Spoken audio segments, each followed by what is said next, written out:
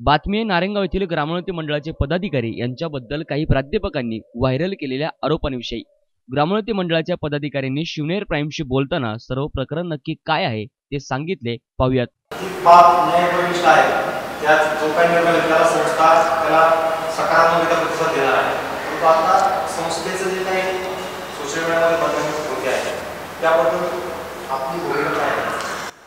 दोन भाग आहेत त्याच्यातले की एक म्हणजे ज्या वेळेला संस्थेच्या कारभाराविषयी बदनामी केली जाते. या संस्थेची मुळात स्थापनाच 1944 सालातली आहे. ही संस्था त्या पत्रामध्ये उल्लेख केलेला आहे मी, ही कोणाच्या व्यक्तीची किंवा कुटुंबाची संस्था नाही. ही संस्था सार्वजनिक विश्वस्त म्हणून संस्था रजिस्टर झालेली आहे आणि या संस्थेमध्ये जवळजवळ 12,000 विद्यार्थी अध्यापनाचं काम करत आहेत आणि जवळजवळ 500 शिक्षक या ठिकाणी शिकवण्याचा शिक्षक आणि शिक्षकेतर कर्मचारी काम करत आहेत.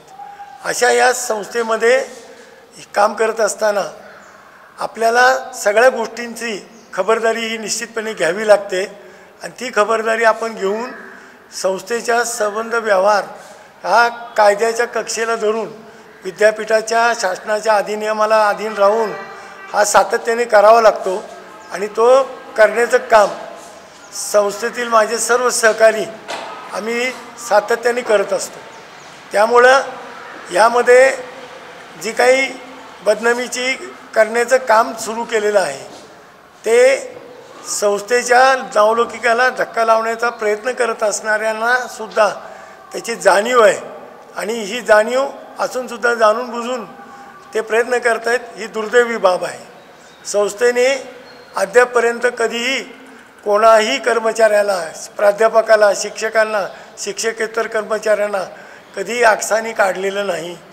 त्यांनी स्वतःहून ज्या वेळेला राजीनामे देऊन बाहेर पडतात संस्थेच्या आणि विद्यार्थ्यांच्या हिताचं रक्षण करू शकत नाही किंवा त्यांना कुठं चांगली ऑपॉर्च्युनिटी लाभणार आहे असं त्यांना संकेत मिळतात त्यावेळेला ती माणसं संस्थेतून स्वतःहून बाजूला झालेली आहेत आणि ह्यांनीसुद्धा तोच विचार डोक्यात ठेवून ते बाजूला झालेत.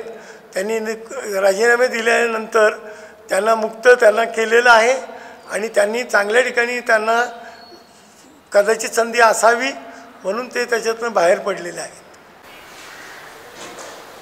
ग्रामोन्नती मंडळाविषयी काही प्राध्यापकांना वेतनाच्या संबंधी अडचणी झाल्या त्यांनी त्याच्याबद्दल एक मेसेज त्याबद्दलचे की व्हायरल होत आहे.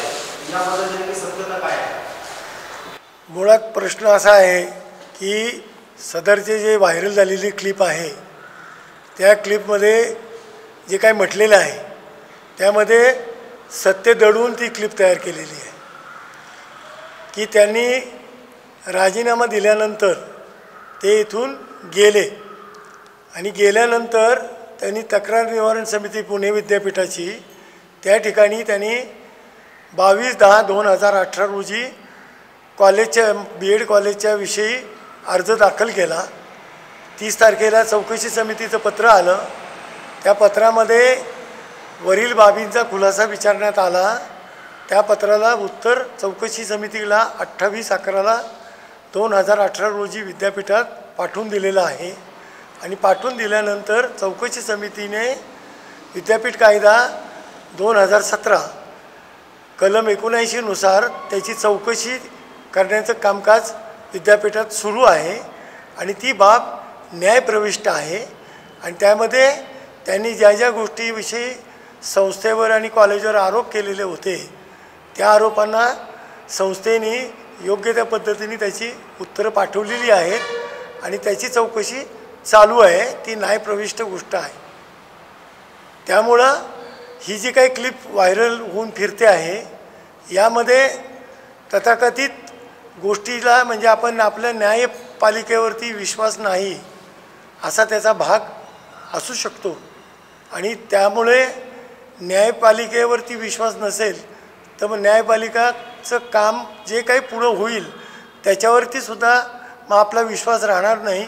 संस्थेने या बाबतीमध्ये स्पष्टपणे आपली भूमिका वारंवार प्रत्येक ठिकाणी पत्रव्यवहारामध्ये कळवलेली आहे की जो काही न्यायपालिका निर्णय देईल तो निर्णय आमच्यावर बंधनकारक राहील.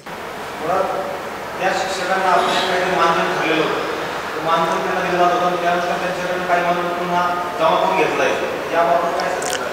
काय असतं, आमची संस्था ही विश्वस्त संस्था आहे, चॅरिटेबल संस्था असल्यामुळं आमच्याकडे सगळा व्यवहार हा चेकद्वारे आणि पावतीद्वारे जमा खर्च केला जातो. असे पैसे संस्थे कधीच जमा करून घेऊ शकत नाही आणि अशा प्रकारचे संस्थेत कधी व्यवहार यापूर्व काळात कधीही झालेले नाहीत. आमच्याकडे 93 साली ज्युनियर कॉलेज आपलं सिनियर कॉलेज सुरू झालं, गुंजवाडीचं शाळा सुरू झाली. या सगळ्या विभागामध्ये ह्या प्रकारचं कुठल्याही प्रकारचे व्यवहार आणि केलेले नाहीत आणि पावती केल्याशिवाय आणि संस्थेचे अधिकृत ज्याला आपण रजिस्टर म्हणतो त्याच्यामध्ये नोंद ही संस्था करतेच. त्यामुळं ह्या बाबतीमध्ये जे काही त्यांनी आरोप सादर केले त्याचंही उत्तर तक्रार निवारण समितीकडं योग्य पद्धतीने संस्थेने सादर केलेलं आहे. आता याच्यामध्ये जे काही प्राध्यापक आहे यांनी आपल्याशी काही संवाद साधल्याचं, संचालक मंडळातील काही व्यक्तीशी संवाद साधल्याचं किंवा शालेय कमिटीतील काही प्रशासकीय मुख्याध्यापक असतील संवाद साधल्याचं व्हायरल होते, याच्यामध्ये काही तथ्य आहे का? काय असतं की ज्या वेळेला आपण त्याच्यातनं बाहेर पडतो आणि बाहेर पडल्यानंतर आपण त्याला वेगळं विकृत स्वरूप देण्याचा प्रयत्न करतो, त्यावेळेला कोण कोणाशी संभाषण काय केलं आहे याचा थांगपत्ता आपल्याला लागू शकत नाही आणि कोण काय कोणाला बोललं आहे याचा संदर्भ संस्थेच्या एकंदर होणाऱ्या कारभाराशी येऊ शकत नाही. त्यामुळं संस्थेच्या पदाधिकाऱ्यांनी जरी काही शब्द दिला असला कोणाने त्याच्यातनं तरी तो शब्द म्हणजे पगार करण्याच्या विषयीचा आहे. त्यांचे जे काही देणं रक्कम आहे ती संस्था द्यायला बांधील आहे, परंतु संस्थेची बदनामी करून ते त्यांचं कार्य सतत चालू ठेवणार असतील आणि त्या दृष्टिकोनातनं संस्थेला सहकार्य करण्याऐवजी बदनाम करायचं काम करत असतील तर ते योग्य वाटत नाही.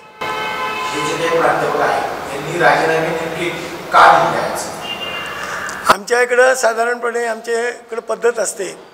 आता आमचे अध्यक्ष जे पूर्वीचे होते ते दुर्दैवाने गेले, आज ते हयात नाहीत, परंतु ते दर महिन्याला प्राध्यापकांची मीटिंग घ्यायचे. त्या मीटिंगमध्ये सातत्याने सर्व प्राध्यापकांना सूचना असायच्या. विद्यार्थ्यांचं वेळेवर येणं, वेळेवर विद्यार्थ्यांनी अभ्यास करून घेणं, त्यांचे वर्कबुक ज्याला आपण म्हणतो ते वर्कबुक तयार झालीत की तपासणं, नंतर त्यांच्या परीक्षेच्या दृष्टिकोनातून त्यांच्या चाचण्या घेणं, त्यांचे योग्य ते त्याचे निकाल करणं आणि त्या विद्यार्थ्यांना चांगल्या गुणांनी पास होण्याच्या दृष्टीने प्रयत्न करणं हे प्राध्यापकाचं निश्चितपणे अपेक्षित काम आहे. कदाचित या मंडळींना तो विचार पटला नसावा किंवा त्या मंडळीला त्या चाकोरीच्या बाहेर जाऊन करायचं असेल म्हणून कदाचित त्यांनी राजीनामे देऊन ते बाहेर पडले असतील. आमच्या नवीन संचालकांची त्रैवार्षिक निवडणूक होती आणि त्यामुळं त्या विभागाला कोणी चेअरमनच नव्हता आणि नंतर आमची ती मीटिंग झाल्यानंतर नवीन कार्यकारी मंडळ अस्तित्वात आलं. त्यानंतर आमची मीटिंग झाली आणि आमच्या पहिल्या मीटिंगनंतर रमेश जुन्नरकरांना आम्ही चेअरमन म्हणून नियुक्त केलं संचालक मंडळाने आणि त्यानंतर त्या विभागाची जवळजवळ 6 महिन्यांनी पहिली मीटिंग झाली आणि मग त्वरित जे काही पेंडिंग विषय होते त्या प्राधान्यक्रमाने आम्ही हे सगळे निर्णय घेतले. ज्या प्राध्यापकांनी राजीनामे दिलेले आहेत त्याची नेमकी कारणं काय आहे? त्याच्यामध्ये आम्ही ज्या वेळेवर सूचना देत होतो त्या सूचनाचं पालन कदाचित करता येत नसावं किंवा त्यांना असं वाटलं असेल की या ठिकाणी पेक्षा मला अधिक चांगल्या ठिकाणी कुठं नोकरी मिळण्याची शक्यता आहे म्हणून मी त्यांनी त्या विचारापोटीसुद्धा राजीनामा दिल्याची शक्यता आहे आणि कदाचित त्यांनी दिला असेल. परंतु प्रोसिजरप्रमाणे राजीनामा आल्यानंतर जो नवीन अध्यक्ष त्या ठिकाणी नेमावा लागतो त्याचं विवेचन आम्ही आमच्या तक्रार निवारण समितीकडे जे विवेचन केलेलं आहे त्या विवेचनात आम्ही आमची भूमिका त्या बाबतीत स्पष्ट मांडलेली आहे.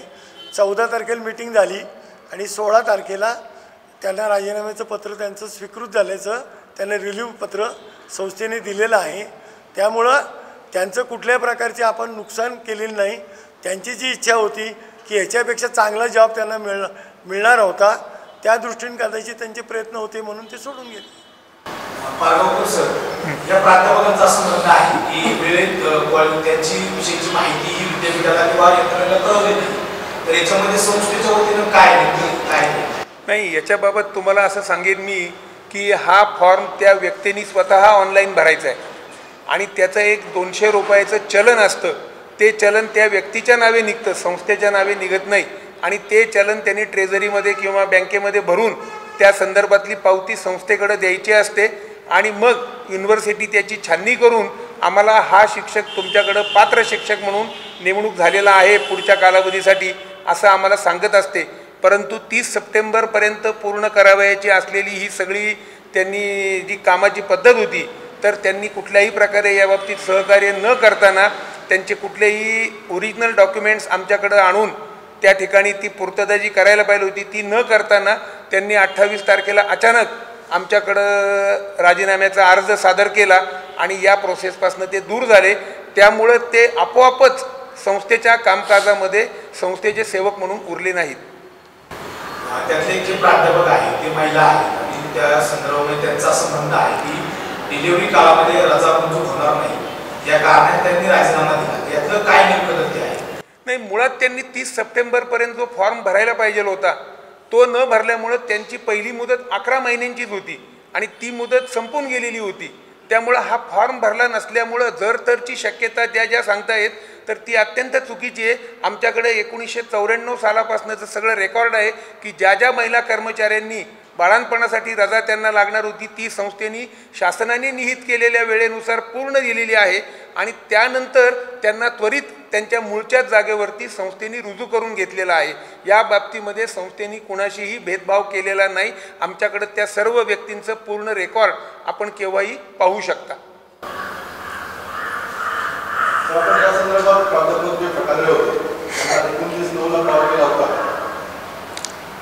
नाही, 28/9 त्यांनी आमच्याकडे राजीनामाच दिलेला आहे. त्यामुळे आम्ही त्यांना कुठल्याही प्रकारे बोलवण्याचं काही कारण नव्हतं. नाही, माझं त्या काळात काही कुठलंही बोलणं झालेलं नाही आहे.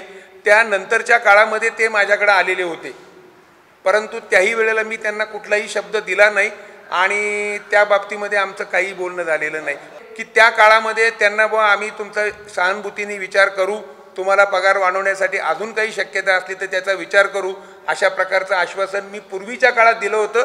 आणि त्या ठिकाणचे आमचे चेअरमन त्यांचं दुर्दैवी निधन झाल्यामुळं त्या विभागाकडे कुणीही नव्हतं, म्हणून कार्यवाह किंवा कार्याध्यक्ष म्हणून आम्ही आमच्या जबाबदारीने थोडंसं त्यांना ही माहिती बोललो होतो.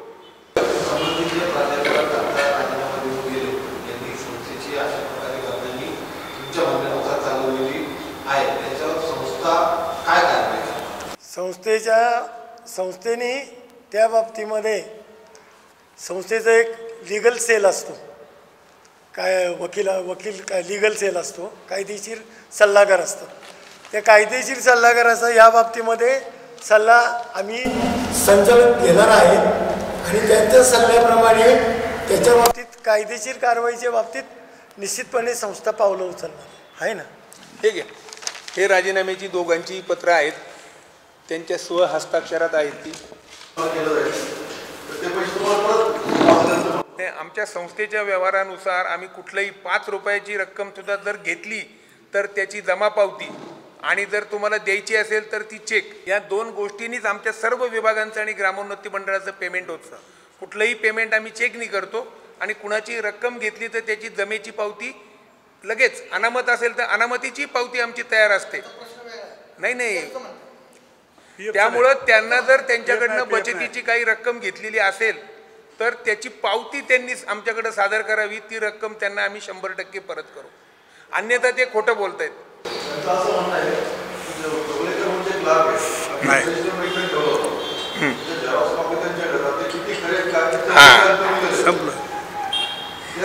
नाही, आता हे काय होतं नाही, ही सगळी त्यांनी आमच्याकडे राजीनाम्याचा अर्ज दिलाय, मतभेद झाल्यामुळं मी राजीनामा स्वेच्छेने देतोय, माझी कुठलीही तक्रार नाही असं स्पष्ट त्याच्यात उल्लेख आहे. कुठलाही माझा रुपया उरलेला मला परत करा असं त्यांनी म्हटलेलं नाही आहे. ही त्यांचं आम्हाला त्रास द्यायची पश्चात बुद्धी आहे, कारण राजीनामापत्र त्यांनी अक्षरात लिहून दिलेलं आहे आम्हाला आणि त्यात कुठेही उल्लेख नाही आहे की माझी संस्थेकडे येणं असलेली बाकी मला त्वरित मिळावी म्हणून. आणि संस्था कुणाकडनंही कुठल्याही शिक्षकाकडनं एकही रुपया असा जमा घेत नाही. या प्राध्यापकांचा राजीनामा असेल किंवा अन्य गोष्टी असतील याच्यामध्ये संस्थेच्या वतीनं वारंवार तुमचा नामोल्लेख होतो, काही व्हायरल क्लिप असतील किंवा इतर असेल, यातनं जे काही तुमचे समजा आरोप लागत आहेत किंवा तुमचा आरोप केला जात आहे तर या संबंधित लोकांच्या किंवा प्राध्यापकांच्या विरुद्ध आपण काही कारवाई करणार आहोत. ग्रामोन्नती मंडळ ही संस्था 1944 सालापासून स्थापन झालेली आहे आणि गेल्या 74 वर्षांमध्ये संस्थेचे सर्व शिक्षक, संस्थेचे विद्यार्थी यांचं हित पाहण्याचंच काम संस्थेने केलं आहे. परंतु अशा प्रकारे संस्थेवरती गैरआरोप करून संस्थेचं नाव बदनाम करणाऱ्या व्यक्तींबाबत निश्चितपणे आम्ही कायदेशीर कारवाई करण्याच्या बाबतीत आग्रही आहोत. ही पहिलीच वेळ आहे अशी की अशा प्रकारे काही संस्थेवरती काही मंडळींनी आरोप केलेले आहेत. याबाबत आम्ही योग्य ती पोलीस कंप्लेंटही केलेली आहे आणि जर यापुढेही हे प्रकार यांचे चालू राहणार असतील तर आम्ही यांच्यावर निश्चित कायदेशीर कारवाई करून दावाही ठोकण्याच्या विचारामध्ये 100% आहोत आणि संस्था ही कारवाई करायला कोणत्याही परिस्थितीत पुढं मागं पाहणार नाही. निश्चितपणे ही कारवाई संस्थेच्या वतीनं, माझ्या वैयक्तिक वतीनं ही आम्ही 100% करू. पाटील साहेब, या सर्व प्रकरणामध्ये आपली भूमिका काय? सर्व संस्था चे सभासद, सगळे डायरेक्टर, सगळे शिक्षक मंडळी, विद्यार्थी यांच्या कल्याणाकरता किंवा यांच्या भल्याकरताच आम्ही फक्त इथं आहोत आणि हे करत असताना संस्थेची बदनामी करणं हे काही बरोबर नाही. त्यामुळं मी त्यांना एवढंच सांगू इच्छिल की तुम्ही बाबा ठीक आहे, संस्थेची बदनामी करू नका, कायदेशीर पद्धतीने तुम्हाला काय करता असेल तुम्ही करा, संस्थेच्या पद्धतीने संस्था करेल एवढंच मी सांगू इच्छितो. याच्यात काही राजकीय किंवा अन्य काही व्यक्तींचा संबंध नाही, काही नाही. आमच्याबद्दल राजकीय करा, आमच्याकडे कुठं आम्ही राजकीय पक्षांबद्दल किंवा याच्याबद्दल आमच्याकडेच कुठच्याही प्रकारचा भेदभाव नसतो. आम्ही सर्व बरोबर आहोत, त्यामुळे आम्हाला तसं काही म्हणायचं नाही. Bureau report, Shivner prime, Narayangaon. Shivner prime type करून सबस्क्राइब करा, घंटीच्या बटनावर टिक करा, लाईक करा आणि शेअर करा.